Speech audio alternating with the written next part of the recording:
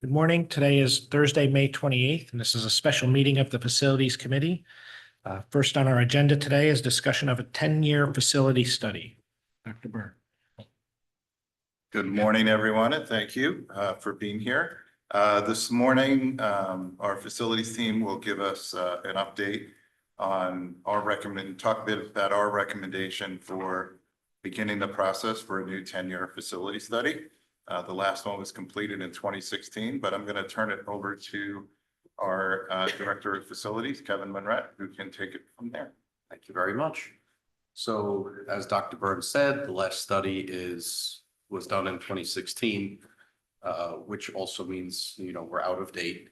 And these studies are critical because they take a deep look at the entire facility infrastructure.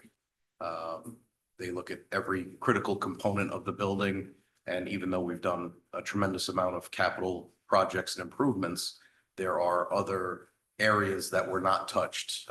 In HHR, a brief example, bathrooms, gymnasiums, cafeterias, those were not part of the addition and alteration project. So a 10-year study would really dive into those systems, whether it's windows, a whole number of components, and it will help provide a roadmap to the district, along with pricing and ways to implement these projects over time.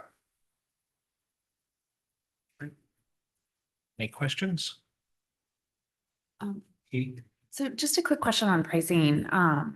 Because we're talking about 10 years and how drastically that can change, this is really just a ballpark for us to understand, like, just generally, are we speaking about something that might be an annual capital project, or are we speaking about something that might be like a bigger building committee? Exactly. So what they do is they take real-time dollars based on what we're seeing on industry bids, whether it's windows or what have you, and then they provide escalations based on what year the study thinks that that project should be rolled out.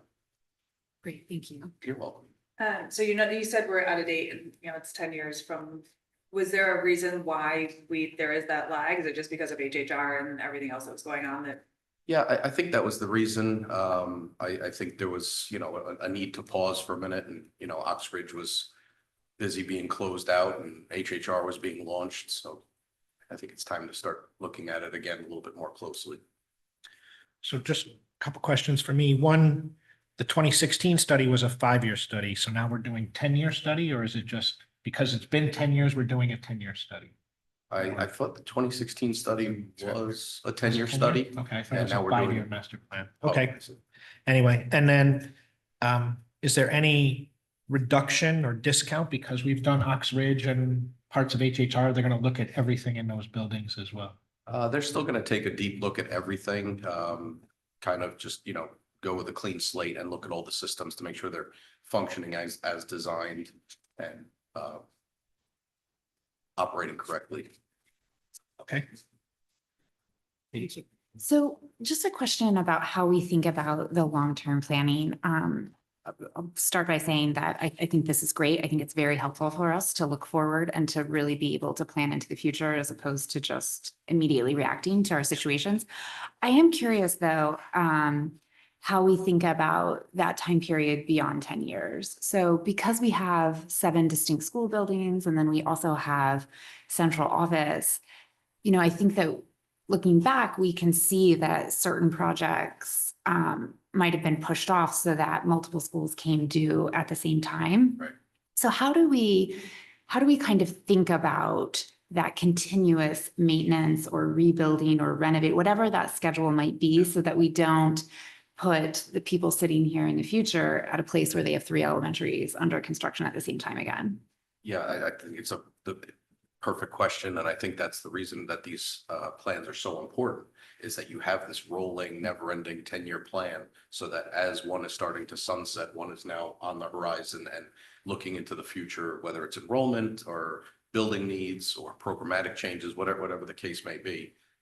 If you keep this ball moving in the correct direction, you'll avoid those surprises. And you also balance out what are the things that we can do as part of our regular operating, what are the things we could do as part of our annual capital, and what are the larger, bigger projects that like we've been talking about the middle school project that we need to have on the horizon. So I think once we have all the information, I think it gives us the ability to strategically look at and sort of organize the projects in a way that makes sense. Yeah. Bring back to the board. So then with that concept of the rolling 10-year plan, is that the kind of thing that doesn't get touched or talked about again until, let's say, like 2036? Or is that something that is maybe a bit more ongoing and starts a little earlier? Yeah, so I think we would take, like to Dr. Burns' point, we would take some of the smaller projects that I would present to the board for budget considerations, and they would be drawn from the grand master plan. But then the larger projects, whether it's, you know, the $1 million or more where a building committee is needed, then we have to have conversations with the town to go for state grants. And I also think that there, you know, I'll go back in time, you know, so Middlesex may have been identified in the last Mhm. 10-year plan, but that required a full study itself. And so we can identify from the 10-year plan, what are the things and at what point do we need to do a more in-depth study for that particular site project? Okay, so we'll be flexible basically, Yeah. depending on what is identified and where we're at in the process based on what things get checked off and And things new happen, developments. so if a Yeah. system goes and we have to navigate that and it wasn't in the calculus, then we'll have to Yeah. adjust as appropriate. Kind of building on that question, does this study look at where we are today and what we need to do to get up to today? Or do we look to the future and start thinking about different needs? Where, you know, and I'll take an example of maybe 12 years ago, there weren't man traps at schools. Is that something that would say, these are some things that you may want to think about doing in the future? Yeah, that's exactly right. And I think my memo calls out one of the new state mandates, which is indoor air quality assessment, which has to be done every 5 years. An in-depth look at HVAC systems. So, you know, that's a perfect example of security, IAQ, whatever the case might be. But it does both. It gives the sort of immediate where we are, where are the deficiencies today, and then what do we project out over the next 10 years? So then to Dennis's point, how would kind of the coordination and the area expertise fit in with that? As we're about to work with a new security consultant, they would be brought in at certain points along the process? They would be involved in that. I imagine we'd have specialists for roof studies that come in. Our demographic study and enrollment study would be a part of it, because all of those need to be taken into consideration. I believe it's we're projecting just under 3% increase in enrollment in the next 5 years. I don't remember what the number was for 10, but that has to be part of the process. So what are the next steps for this? We would take, Rich, if you want to. So this would be in the fiscal 28 budget proposal. You'll see an operating request. These typically are about $100,000 for the study. And so that would be the next step, is to see that in the next budget cycle. And then it's included in the budget cycle, and then we would put an RFP out. for Correct. So assuming it gets approved and makes its way through the process, an RFP would go out to architects and demographers. You typically work with a couple of companies. So demographer to look at space and long-term space needs, and then architects and engineers to look at the facility conditions that I mentioned. Is there a need to do that sooner than the budget, next year's budget cycle or no? So in the budget for next year is money allocated to do this type of work for just the high school. Yeah. So a couple of years ago, we talked about doing the master plan, and it didn't make the cut because of budget constraints. And so at the time, it was decided to look at the middle school first as being kind of like the #1 priority, and then move on to the high school and look at that. I think we have space thoughts that need to be looked at because some things have changed demographically in the district. And so that's really what a master. And then building off of that, so this goes in January, when would you expect to RFP and then come results of the survey?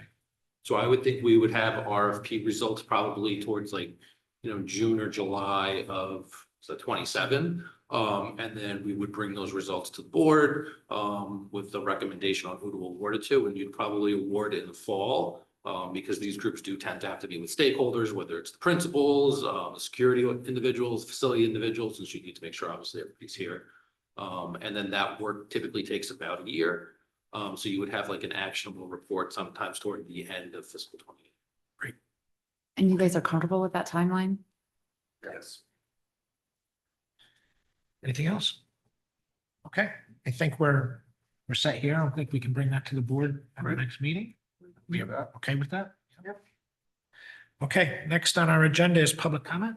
Good morning. To participate in public comment, please approach the podium and state your name and town of residence, and note that you'll have up to 3 minutes to comment. We have no participants at this time. I will take a motion to adjourn. Katie, seconded by Sarah, all in favor? We are adjourned. Thank you, guys.